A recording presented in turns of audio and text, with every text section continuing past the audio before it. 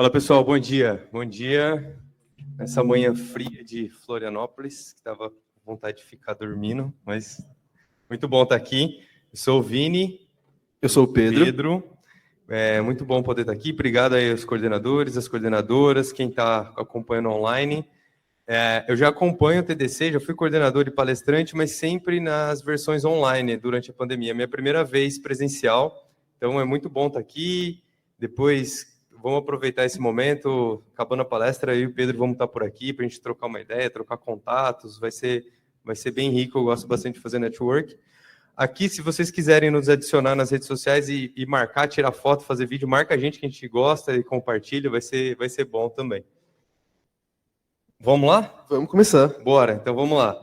Hoje a gente o título da nossa palestra, a gente vai falar um pouco de imagens, né? Como que a gente busca informações em áudio e vídeo com inteligência artificial. A gente vai primeiro começar falando um pouquinho, dando um contexto rápido de dados não estruturados e multimodalidade.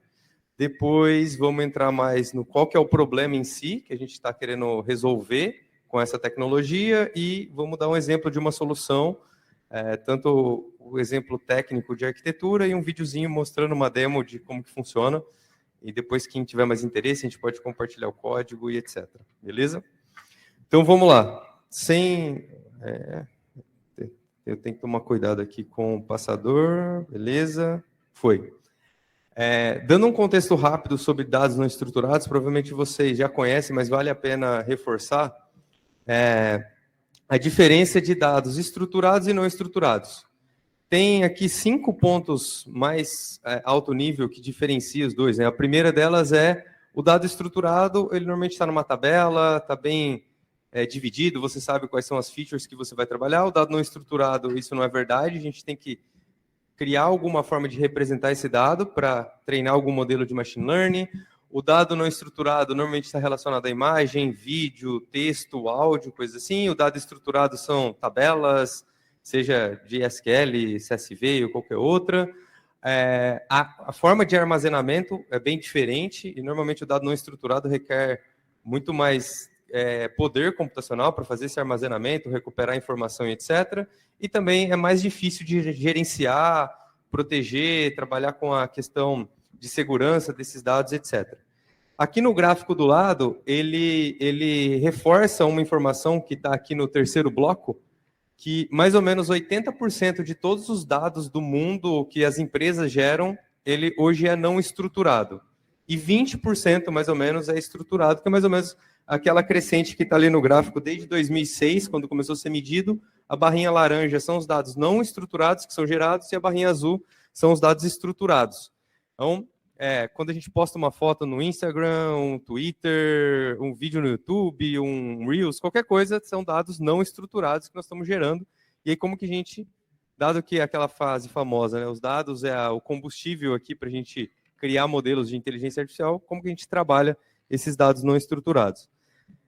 Só para reforçar, bem rapidinho, então, do meu lado, ali do lado direito da tela, é um exemplo de um dado não estruturado de uma empresa, por exemplo, de um banco. Tem uma base de dados de cliente, eu tenho ali 2 características, o nome e a renda da pessoa, e eu tenho uma label, que é se ele é investidor ou não, né? Então, eu tenho um dado rotulado que eu posso treinar algum modelo de classificação para prever se um futuro cliente ele vai ser ou não investidor.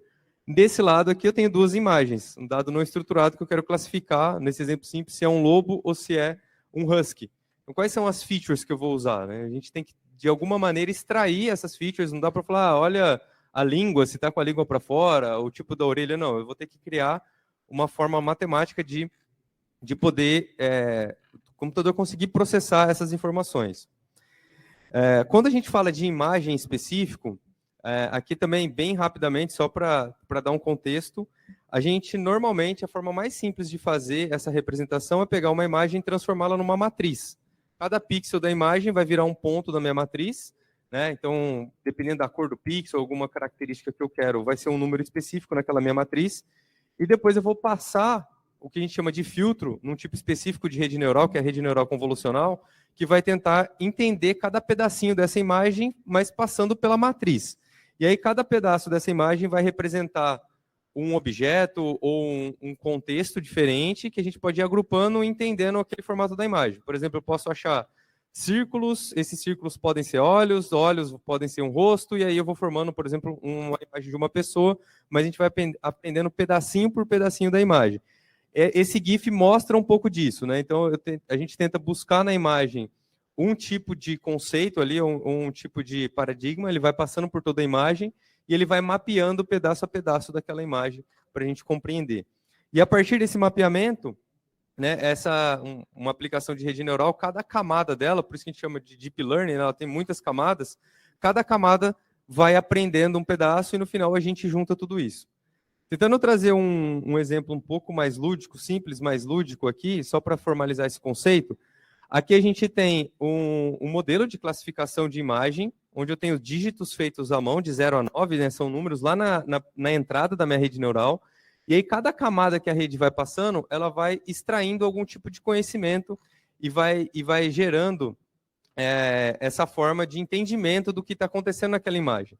Se a gente focar só na última camada aqui, que vai ser destacada com um retângulo vermelho, vocês vão ver um monte de retângulos coloridos, que para nós não significa nada. Eu consigo, a partir desses retângulos, entender que isso é um número 0, por exemplo? Não, para a gente não significa nada. Mas foi a forma do que o modelo, a partir dos exemplos que eu passei para ele conseguiu gerar uma forma de representar aquele número ou entender aquela imagem, né? Então, esses quadradinhos coloridos é a forma que o modelo conseguiu fazer isso. A mesma coisa acontece com texto, com áudio, que eu vou passar aqui rapidinho, mas no final, o que acontece qual que é uma importante mensagem quando a gente fala desse tipo de arquitetura ou desse tipo de aplicação? Quem vai extrair essas features é o próprio modelo. Nós só vamos passar muitas imagens, nesse caso, muitos textos e etc. E a partir desse monte de fotos aqui do Deadpool, mesmo que chegar uma outra foto do Deadpool que eu não passei na etapa de treino do meu modelo, ele vai conseguir reconhecer. Por quê? A partir daquele processo de extração de característica a técnica que a gente está usando vai fazer de forma automática, ele vai extraindo, e mesmo não sendo uma imagem igual, a partir daquelas características, no exemplo anterior, aquele monte de retângulos colorido que ele conseguiu entender que aquilo representa um 0, 1, ou ele vai entender ali um contexto que representa um Deadpool, ele, mesmo sendo vermelho, tendo algumas características parecidas, ele vai conseguir classificar o que é um Deadpool, o que é um Homem-Aranha, por exemplo, porque, apesar de eles serem parecidos. Então, a partir desse conjunto de imagens, a gente consegue treinar. A mesma coisa acontece para texto e acontece também para áudio. E uma outra informação importante, né, porque agora está na moda o ChatGPT, ou IA generativa, ou modelos generativos. Então, só para reforçar aqui esse conceito, né? Quando a gente fala de modelos de difusão, que é um tipo de modelo também bastante usado agora, focado em imagem, né? A gente também parte de uma premissa muito parecida. Eu tenho uma imagem de um cachorro, a gente coloca ruídos nessa imagem e o modelo tenta voltar para a imagem original. Aí a gente coloca mais ruídos na imagem e o modelo tenta voltar para a imagem original até que eu tenho uma imagem que para nós não faz sentido nenhum. É só um monte de ruído. Mas o modelo consegue voltar para uma imagem original. Por exemplo, se eu pedir para ele gerar uma imagem de um cachorro, não é exatamente igual ao primeiro cachorro, mas por quê? Eu consegui, a partir desse, aparentemente, um monte de pixel colorido que para mim não tem informação nenhuma, mas o modelo conseguiu entender, conseguiu interpretar esse dado, e aí ele consegue, a partir disso, ir tirando ruído e chegar numa imagem que eu quero. Essa é a representação mais focada em imagem. Quando a gente fala de texto, a grande representação bastante conhecida são os embeddings, né? A gente cria uma representação vetorial de cada palavra, ou de cada sentença, para depois trabalhar isso para qualquer tarefa de NLP que a gente queira, análise de sentimento, classificação de entidade e assim por diante. E voz, a mesma coisa. A voz, ela também é um dado não estruturado. A gente precisa criar uma forma de trabalhar ela computacionalmente. Existem algumas formas clássicas, né? Ou a voz primeiro vira uma imagem, que é no caso ali do histograma. Então, a voz vira ali uma forma de imagem, depois eu tenho que interpretar aquela imagem para entender o que está acontecendo na voz. A gente pode também transformar a voz, né? Ela pode ser uma onda ali contínua ou discreta, a gente pode trabalhar ali com função de Fourier e outras coisas, outras técnicas matemáticas, para gerar uma representação matemática e processar isso ali em modelos de machine learning. Enfim, qualquer dúvida no final, vocês fiquem à vontade para nos perguntar, mas esse é só para dar um contexto rápido, né? A gente precisa, então, representar os dados não estruturados para trabalhar. Aí eu falei de alguns, né? Texto, imagem, áudio. E quando a gente fala de modelos de machine learning que vão tentar executar alguma tarefa importante, a gente normalmente tem modelos que são específicos, né? Para alguma dessas atividades. Então, eu tenho uma imagem e eu quero classificar, por exemplo, eu quero, a partir de uma imagem, reconhecer se eu tenho uma bicicleta, se eu tenho um cachorro, o que eu tenho naquela imagem.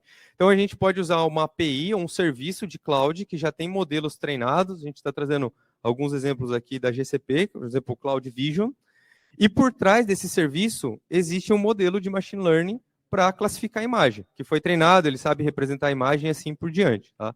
Isso serve para qualquer serviço que você pode usar da AWS, Microsoft, etc., ou criar o seu próprio modelo. Quando a gente fala de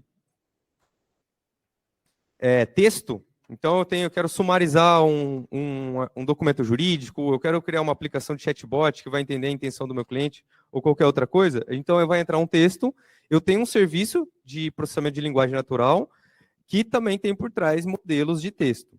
E assim, sucessivamente, né? A gente tem um vídeo, a gente pode usar um serviço de Cloud Video Intelligence, que tem modelos para mim para processar vídeo, e aí eu consigo entender que ação que está acontecendo no vídeo. E por fim, fala. Então eu tenho, sei lá, trabalho numa empresa de call center, de atendimento, eu quero entender o que está sendo falado na conversa, ou coisas assim, eu tenho um serviço de Cloud Speech, que tem um modelo específico, e a cor de cada desenho ali, todos são machine learning, mas cada um tem uma cor diferente, porque cada um exerce uma função diferente, ele aprendeu com um dado diferente, ele aprendeu a executar uma tarefa diferente.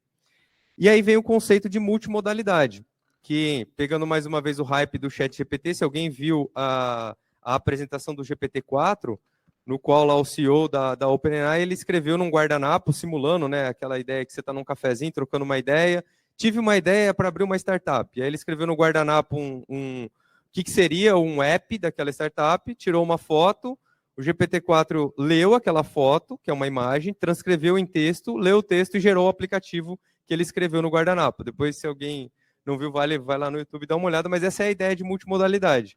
Eu tenho um modelo que consegue interpretar a imagem, trazer aquilo para texto, entender o texto e, quem sabe, gerar alguma outra coisa. Então, ele consegue trabalhar várias questões ali, ou vários tipos de dado ao mesmo tempo. Então, ele tem que gerar uma representação, voltando naquele exemplo da imagem lá do MNIST, do dado de MNIST de 0 a 9, né? Ele precisa criar uma representação, mas essa representação não é só para a imagem. Ela tem que ser uma mesma representação que ele consiga entender a imagem, o texto, ou outro tipo de visão que eu quero. Aqui tem uma referência bem legal, que é um modelo que o Facebook está trabalhando. O Facebook também está bem forte nessa... Facebook agora Meta, né? Bem forte nessa parte de AI generativa e etc. E aí tem uma visão, né? Eu tenho uma imagem ali, um vídeo de um bondinho, de um trem. Eu quero a mesma representação para o texto que descreve essa imagem, o áudio, o heatmap ou qualquer outra visão. Então, eu tenho uma representação única que pode ser trabalhado em várias dimensões. Então, essa é a ideia de criar aplicações aí multimodais. Legal? E aí, dado esse contexto, então, dados não estruturados e indo para a parte de modelos, a parte de multimodalidade, a gente pode atacar ou resolver vários problemas que a gente tem no nosso dia a dia, nas empresas que vocês trabalham. A gente vai trazer um específico, que é mais genérico, mas aí vocês podem pensar em problemas similares. E aí o Pedro vai falar um pouquinho aqui de qual que é o problema que a gente pode resolver com isso. Deixa eu testar aqui. Não, beleza. Bom, galera. Passei errado. A frente vai para frente. Aí, eu acho que muitos de vocês já tiveram, principalmente durante a pandemia, né, várias reuniões online, reuniões gravadas, ou até eventos das empresas. Ou, por exemplo, teve o TDC do ano passado, online, e aí todo mundo assistiu, e depois você ficou com uma dúvida em alguma palestra, mas você não lembra qual que era a palestra, e você também não sabia qual que era o minuto do vídeo ali que estava a resposta do que você queria. Então, nosso problema é o seguinte, a gente tem uma série de vídeos, uma série de informações que está contida num vídeo, mas a gente não tem uma forma simples de perguntar para o vídeo.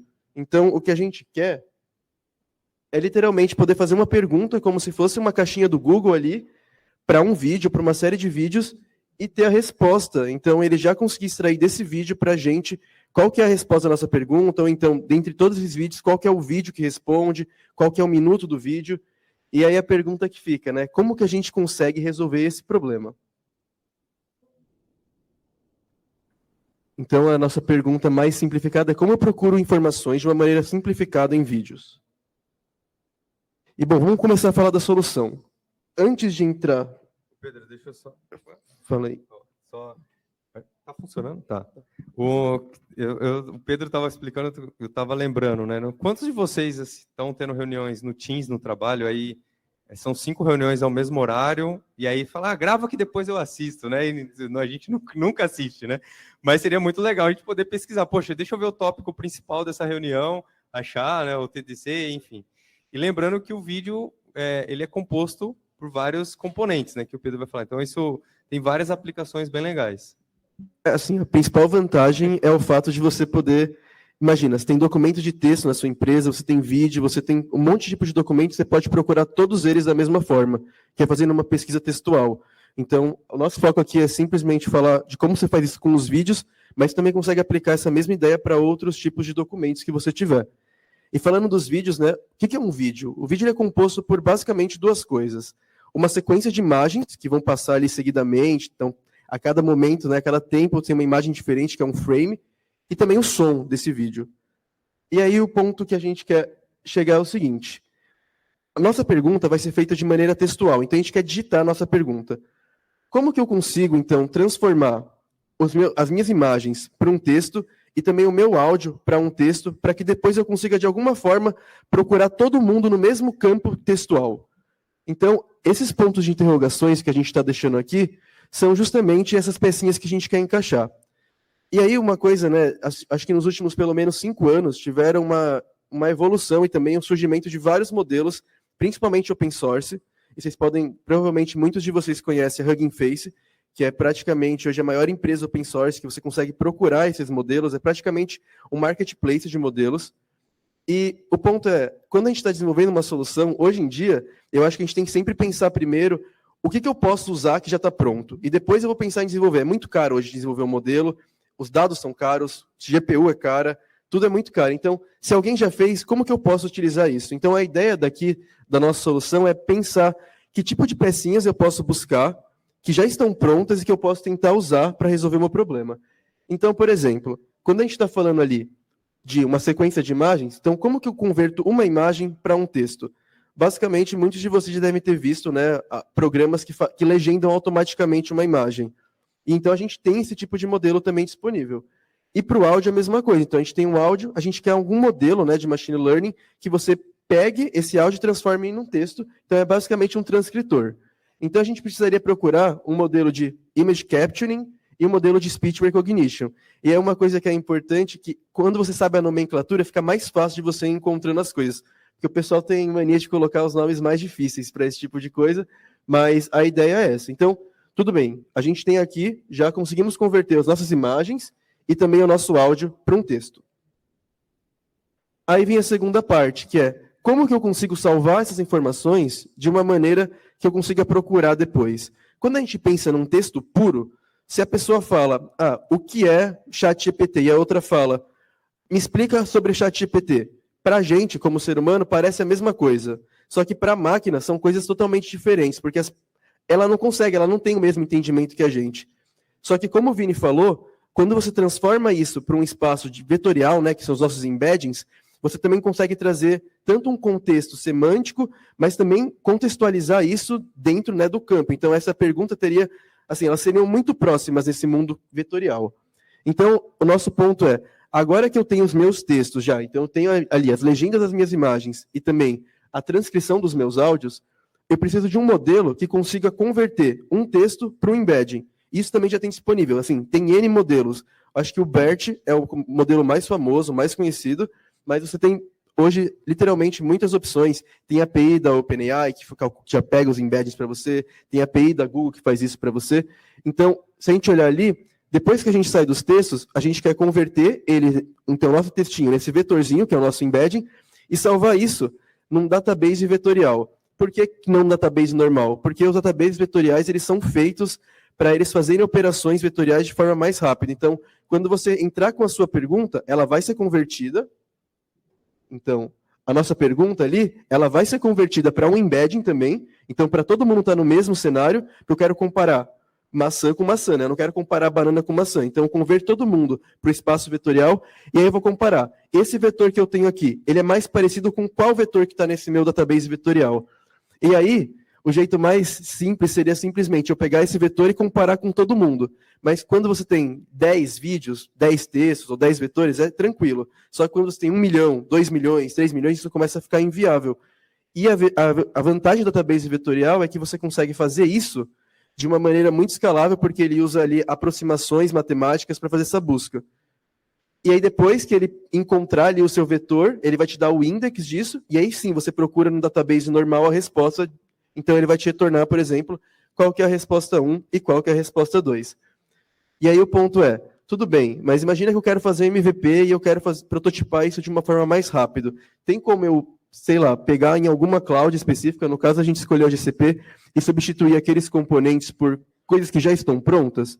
Então, por exemplo, ali na parte de converter imagem para texto, não existe de fato um modelo que legende para você, pronto. Só que tem o modelo ali do Vision API. O que ele vai trazer para você? Ele traz informações sobre o que está dentro da imagem, traz informações sobre cores da imagem, então você pode usar isso para compor também a explicação do que tem na sua imagem. Porque muitas vezes a pessoa pode procurar, imagina que ela viu num vídeo, e naquele vídeo aparecia um diagrama em algum momento, e ela quer saber, em qual momento do vídeo aparece um diagrama? Isso daí ele poderia reconhecer para você. Apesar dele não trazer exatamente sobre o que é o diagrama, mas ele consegue pegar essas informações mais gerais. Já da parte de texto, a gente poderia usar o Speech Recognition, que é basicamente um modelo já pronto, que você passa um texto e ele te devolve a transcrição. E aí, para a parte de gerar os embeddings, que saiu faz pouco tempo, que é muito parecido com a da OpenAI, a gente também tem agora o Palm Embedding API. Então, basicamente, você passa um texto e vai te gerar um vetor. E aí, com esse vetor, você pode salvar isso dentro do Match Engine, que é um database vetorial que fica dentro do Vertex. Tem outras opções, só que geralmente você vai ter que sempre pegar alguma coisa de algum outro provedor, né? Você vai começar três serviços de um, pega o outro do outro, e começa a ficar mais difícil de fazer MVP, porque tem que integrar muita coisa. Nesse caso, está tudo no mesmo lugar, e eu acho que isso facilita a vida. Então, aqui, você já tem tudo pronto, salvou todos os seus vetores ali dentro, né, do seu Match Engine, e aí o que você faz agora é simplesmente receber a pergunta, né, cria uma aplicaçãozinha que recebe a pergunta do usuário, aí você passa pela mesma API ali que vai gerar o embedding, e depois você procura isso dentro do nosso database vetorial, que é o Match Engine, e aí ele vai te retornar a resposta. Então, da mesma forma que a gente tinha visto antes, a gente só substituiu os componentes. E aí, por exemplo, se a AWS lançar amanhã um produto também que tem uma API de embedding, simplesmente você pode substituir aquela caixinha. Então, essa arquitetura ela é praticamente agnóstica ao tipo de provedor que você está usando. Bom, quer mostrar aí, Vini? Só para finalizar, para tangibilizar, tem um videozinho rápido, só para mostrar funcionando. Obrigado, Vicky. Então, a gente pegou vários vídeos do YouTube, só para vídeos públicos, né? Passou por toda essa arquitetura, então a gente mostrou o que está acontecendo por trás e aqui o que acontece na visão, experiência do cliente. Entra uma pergunta e aí ele consegue, depois de ter feito todo o processo que o Pedro explicou, consegue lá buscar. Você pode dar um play de novo? É bem rapidinho, só para mostrar funcionando. Só para... entra a pergunta e ele traz o vídeo no tempo exato que está aquela resposta, e aí você pode ir lá direto, tem um link, qual o vídeo que está e qual o tempo que está aquela resposta. Então, você consegue pegar e trabalhar esses dados dessa maneira. Como é que está nosso tempo? Tá. Então, pode passar para o último, por favor. Eu só vou falar uma coisa, que inclusive tem uma startup que recentemente, eu não lembro o nome, que ela basicamente ela criou um produto que é, você cadastra o seu canal do YouTube e ele faz exatamente a mesma coisa e eles já levantaram assim milhões super rápido, assim, em questão de menos de 2 meses, com um produto que, na teoria, seria simples de você fazer hoje, com o que a gente tem disponível. Perfeito. E nessa arquitetura que o Pedro mostrou, com vários componentes prontos, né, de uma cloud específica, que foi do Google, mas a Microsoft, a AWS tem coisas similares. Mas o que a gente gosta muito, obviamente, quando você está começando um produto, talvez não é a melhor alternativa, mas a gente gosta muito da comunidade, por isso que a gente está aqui hoje no TDC. A gente gosta muito de compartilhar, fazer coisas open source, então tem muitos modelos open source que vocês podem criar uma solução 100% customizada para vocês. Tem um grupo, que se vocês quiserem participar, contribuir naquele QR Code, tem alguns links. Tem um grupo que chama TensorFlow User Group, que também a gente tem várias palestras, tudo gratuito para a comunidade focada em Machine Learning. E a gente já criou 2 modelos, vamos chamar assim, aplicações de IA generativa. Uma de texto, que a gente chama de Cabrita, só para explicar o porquê Cabrita, né? Se vocês estiverem acompanhando, o primeiro modelo open source chama Llama, que foi a Meta que lançou, depois vem Stanford, melhorou esse modelo e criou o Alpaca, depois veio o Berkeley e criou o Vicuna. Então, só para seguir a família dos animais, mais uma versão brasileira, a gente criou o Cabrita, tá? Open source também, vocês podem acessar no link. E na parte de imagem, tem uma versão, uma aplicação de Stable Diffusion, que é um pouco daquilo que a gente mostrou também, tem lá open source. E o Hugging Faces, que o Pedro também citou, que tem mais de 100 mil modelos disponíveis, open source, de várias empresas. Então, acessem, também tem aqui os links das redes minha e do Pedro, aqui no Linktree. Fiquem à vontade para nos adicionar. E temos minutinhos para perguntas, né? 5 minutinhos? Então, fiquem à vontade agora para a gente poder bater um papo, tirar dúvida. Quem tiver de casa também online, manda as perguntas e a gente está aqui para responder. Fiquem super à vontade, a gente vai continuar também no evento depois para responder qualquer pergunta que vocês queiram.